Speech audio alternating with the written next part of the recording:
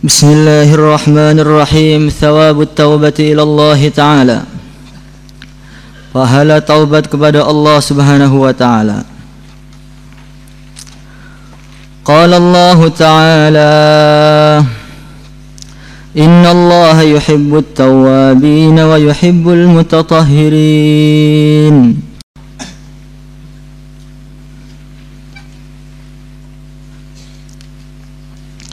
Inna Allah, sesungguhnya Allah, yuhibbu, Allah mencintai at-tawwabina, orang-orang yang bertaubat,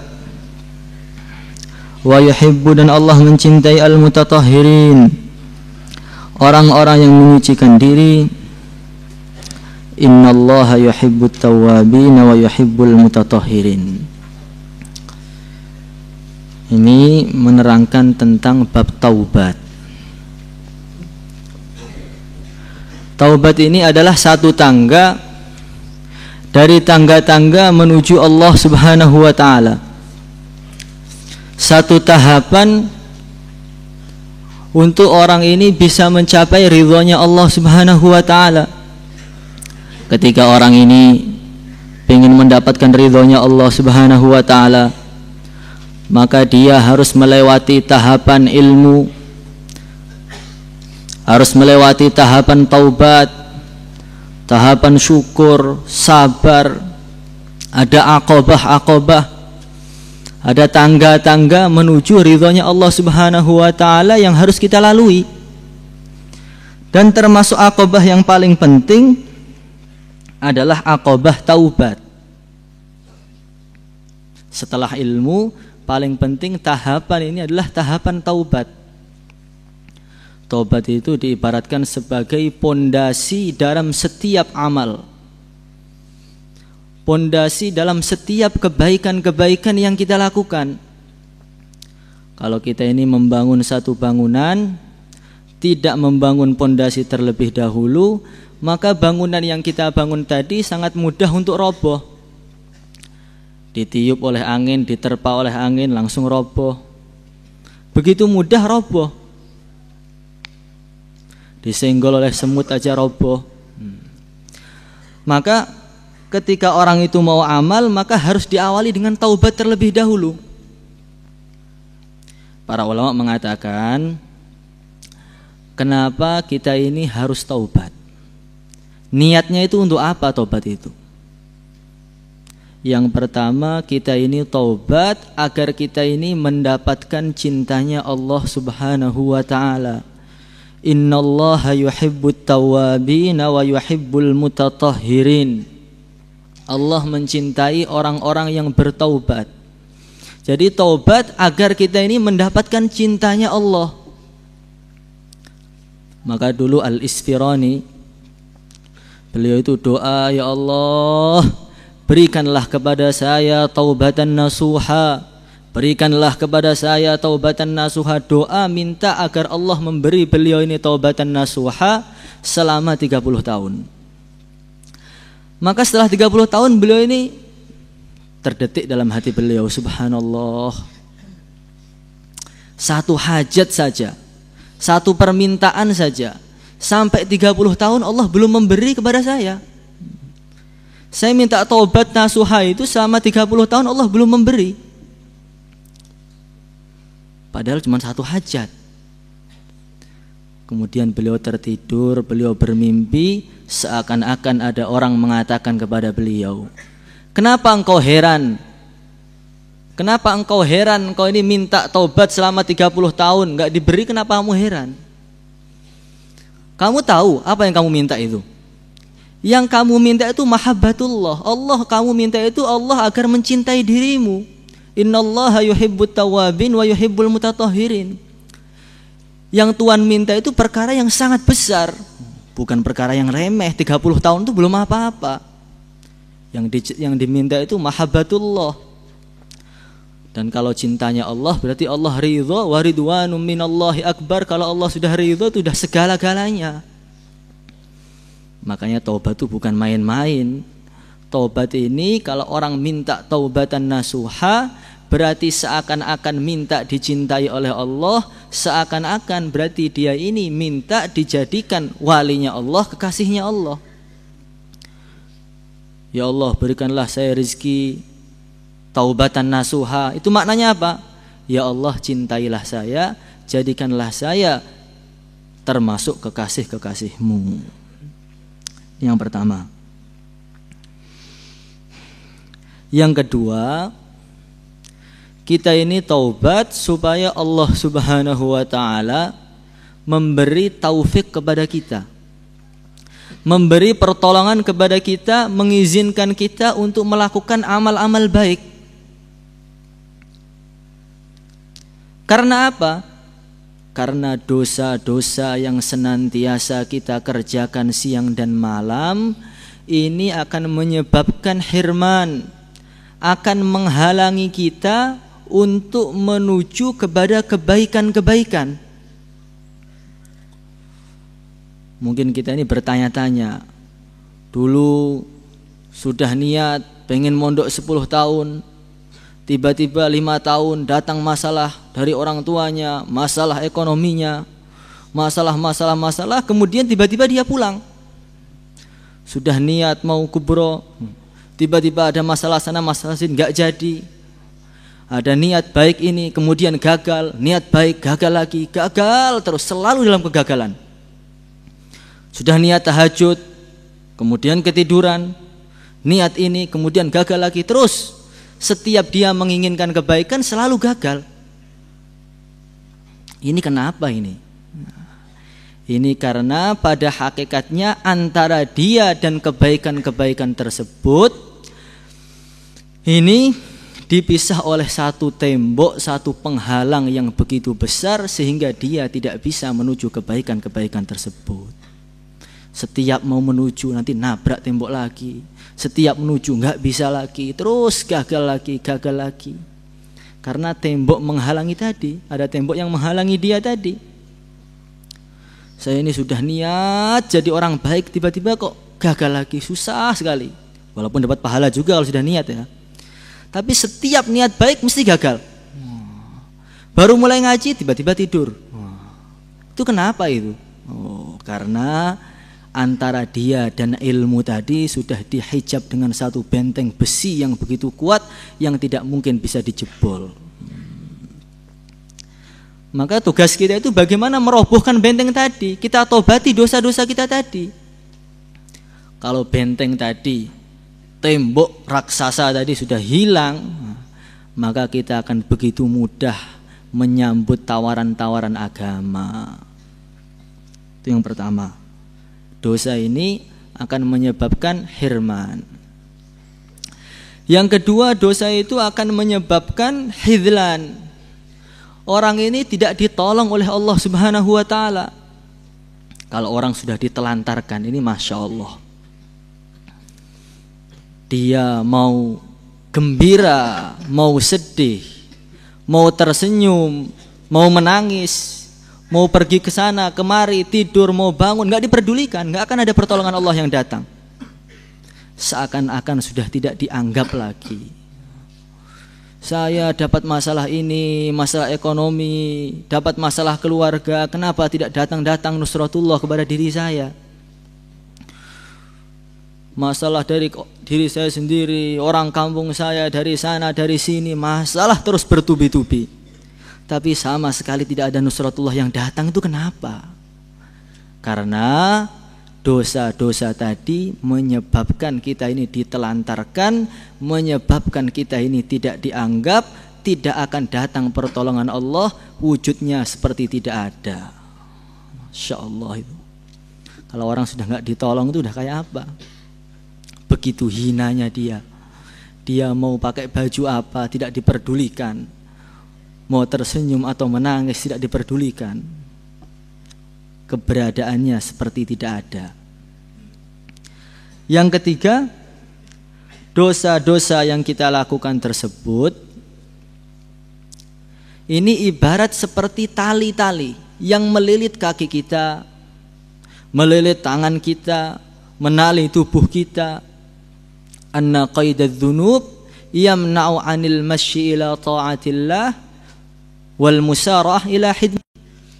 Jadi dosa mata, dosa tangan, dosa hati, dosa kaki, dosa-dosa yang kita lakukan setiap hari ini ibarat sebuah tali yang menali tangan kita, kaki kita, mata kita, mulut kita.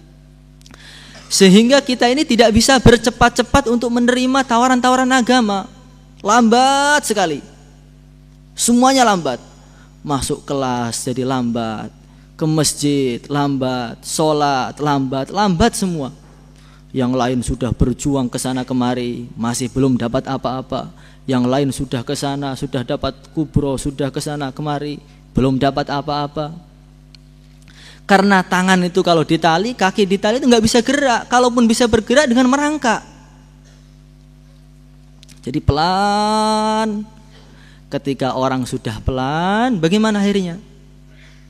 Akhirnya malas. Ketika malas, fatroh.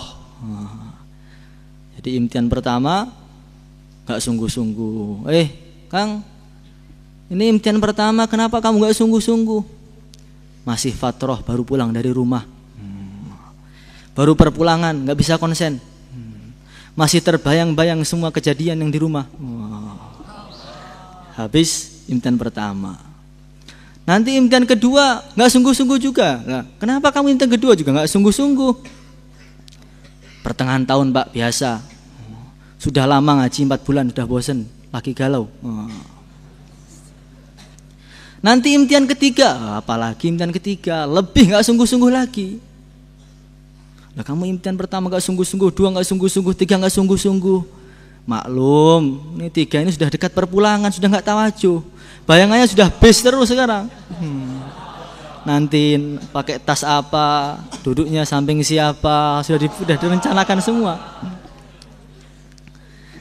Ketika orang itu sudah lambat dalam amal, akhirnya males. Setiap hari diisi fatroh, terus nggak pernah semangat.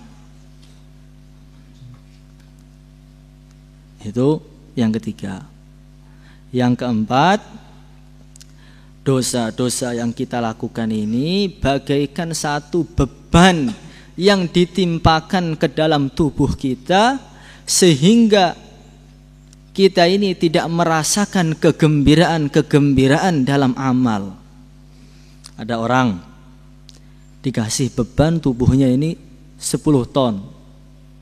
Ketika dia membawa beban yang begitu besar tadi, dikasih ayam, dikasih soto, kasih panggang, kasih es teh, minuman-minuman yang enak, masakan-masakan yang enak. Dia makan dengan tanpa ada rasanya, hambar semuanya. Lah kenapa? Lah tubuhnya dalam keadaan dibebani. Namanya orang bawa satu karung beras, satu karung padi, dikasih makan nggak terasa. Karena tubuhnya itu dalam keadaan tertekan. Lah kalau orang itu senantiasa melakukan dosa, maka amal-amal yang dia kerjakan itu sama sekali tidak ada kegembiraan lagi. Sudah lama ngaji, sudah 5 tahun, ada yang 8 tahun, ada yang 10 tahun. Tapi kenapa dalam ngaji dan dalam libur masih gembira libur? Ketika hari Rabu sore, itu hari yang paling menggembirakan. Sudah terdengar bel dari kantor, jam 4 itu langsung dadanya itu langsung longgar gitu. Ini akan melewati malam Kamis yang begitu panjang dan indah. Jadi libur dengan ngaji itu lebih nikmat, lebih senang liburan. Sa'ban sudah menjelang Ramadan. Dalam otak-otaknya, dalam benaknya ingat tanggal 2 terus membayangkan perpulangan terus, tidak pernah merasakan kenikmatan, kegembiraan dalam belajar. Kenapa belajar kok nggak bisa gembira itu kenapa? Setiap ngaji lihat jam, kapan belnya. Ngaji sore, ingat makanan, udah 5:30 nggak berhenti itu bagaimana? Sama sekali tidak ada kenikmatan dalam belajar, tidak ada kegembiraan dalam belajar. Ini karena tubuh kita ini sedang ditimpa dengan dosa-dosa yang kita lakukan. Semakin banyak dosa, semakin banyak bebannya, semakin tidak terasa belajarnya, semakin banyak lagi, semakin tidak terasa, akhirnya tertekan nanti belajar itu. Ketika tertekan, akhirnya mundur, kemudian pulang. Itu orang-orang, ya enggak, terus. Kemudian yang kelima, dosa yang kita lakukan ini akan menyebabkan gelapnya hati. Setiap kita melakukan satu dosa, titik hitam dalam hati kita. 2 dosa, titik hitam 2, sehingga hati itu menjadi hitam pekat, hati itu mengeras. Ketika hati sudah mengeras, maka seluruh nasihat-nasihat dari pagi, siang, sore, malam ini tidak ada yang masuk. Hanya dimasukkan ke telinga kanan, kemudian dikeluarkan ke telinga kiri. Blas, ngaji selama 5 tahun itu nggak ada yang ingat, nggak ada yang merasuk. Pikirannya itu udah seperti orang awam.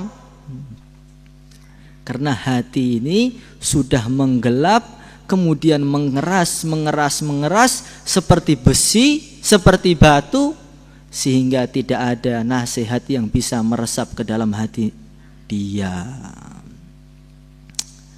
Kalau hati itu mengeras, hati itu hitam, apalagi bahayanya apalagi? Kalau hati itu sudah hitam, sudah gelap, maka amal-amal yang dia lakukan ini tidak pernah merasakan keikhlasan. Semua amal itu ada bumbu-bumbunya, ada niat-niat yang lain. Belajar, ngapalkan Quran. Dalam bayangannya nanti kalau saya sudah kubro, nanti pulang Ramadan imaman dapat uang. Mudah mencari mertua yang kaya. Terus amal-amal agama, nanti kalau saya pinter, the best 10, nanti saya juara, kemudian terkenal. Semua amal-amal yang dia lakukan ini selalu ada bumbu-bumbu tadi. Ada tujuan-tujuan yang lain bukan karena Allah. Dakwah malah ngeluyur dan lain sebagainya. Maka kita ini tobat ini agar kita dapat taufik dari Allah Subhanahu wa taala untuk melakukan amal-amal tadi. Coba bayangkan, renungkan coba. Kalau ada orang yang selalu menentang perintah-perintah kita. Kita suruh makanlah, enggak mau makan. Minumlah, enggak mau minum. Jangan minum, kemudian minum. Tidurlah, malah bangun. Jangan keluar, malah keluar. Keluarlah, malah masuk. Semua perintah-perintah ditentang semua. Kamu tidur, malah ngaji. Ngaji, malah tidur. Jangan pulang, malah pulang. Pulanglah, malah ngaji. Bagaimana itu? Semua perintah-perintah yang kita lakukan dia tentang semua. Dia tentang lagi. Lah, orang yang seperti ini, apakah kamu sudi? Apakah kita ini sudi menggunakan dia untuk berkhidmat di rumah kita? Menggunakan dia untuk membersihkan kamar kita? Menggunakan dia untuk membantu kita? Ya enggak sudi, namanya orang nentang terus, ngengkel terus. Lihat saja sudah muak. Begitu pula kalau kita ini menentang perintah-perintah Allah. Sholatlah, jangan terlambat, malah terlambat. Jangan lihat perempuan, malah lihat. Malah lihat sudah. Jangan lihat, malah lihat. Jangan kamu hibah, kemudian hibah. Semua, jangan kamu menggunjing orang, malah menggunjing orang. Perintah-perintah agama kita tentang. Apakah orang yang seperti ini pantas mendapatkan posisi dalam agama? Apakah orang yang seperti ini pantas ditolong oleh Allah untuk melakukan kebaikan-kebaikan? Ini enggak pantas, terlalu jauh. Lah menentang terus loh. Itu yang pertama, kamu renungkan. Yang kedua, kalau ada orang dia ini enggak pernah mandi,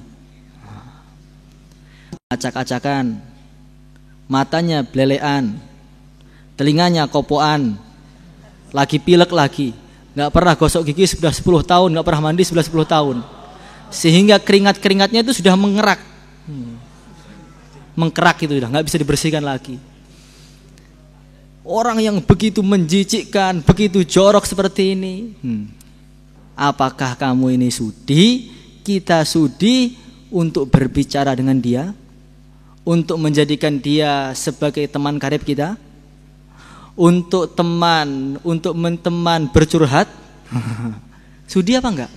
Dia datang aja kita merasa risih, kedatangan dia mengganggu kita.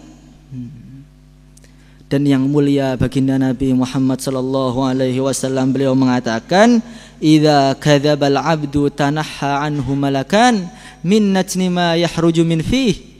Ketika seorang hamba ini berbohong, maka dua malaikat itu pergi meninggalkan dia karena bau busuk yang bersumber dari mulutnya. Kalau bohong, mulutnya busuk.